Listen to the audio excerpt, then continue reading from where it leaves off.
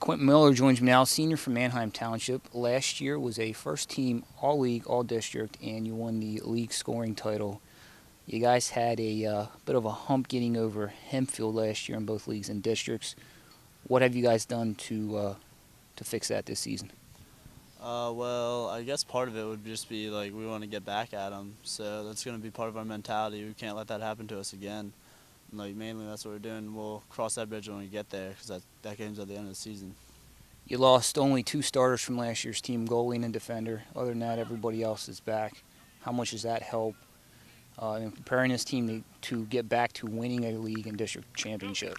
Well, it definitely helps because we have a lot of experience on our team now, so we know what it takes to get there. Like a lot of our players have been in those games, so we know what it takes to win. You're going to Jacksonville, which is a Division I team. Robbie Wirtz, your teammates joining you. Pete DeLuca's there from Penn Manor. What was the thought process in choosing Jacksonville? Well, I don't know. I just got a few offers, but I feel like I like the environment down there the best. So and I figure if I didn't play lacrosse, that's where I'd want to go to school. So that helped. Most of the players on the field haven't changed, but the obvious one big change this year for this team is the coaching staff.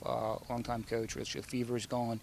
You bring in Kyle Weimer, former Hempfield player, former Baltimore County player. Aaron Weber's here, Jay Reininger's here. What is the difference? How difficult is it getting used to new coaching staff? What are some of the pros and cons of how all that stuff is shaking out so far? You know, I just think one of the major differences is that these players have all they played, and so it's just a little bit different style of coaching. I mean, either one, both, I feel like are pretty strong, but it's just something different. Was there any difficulty getting used to?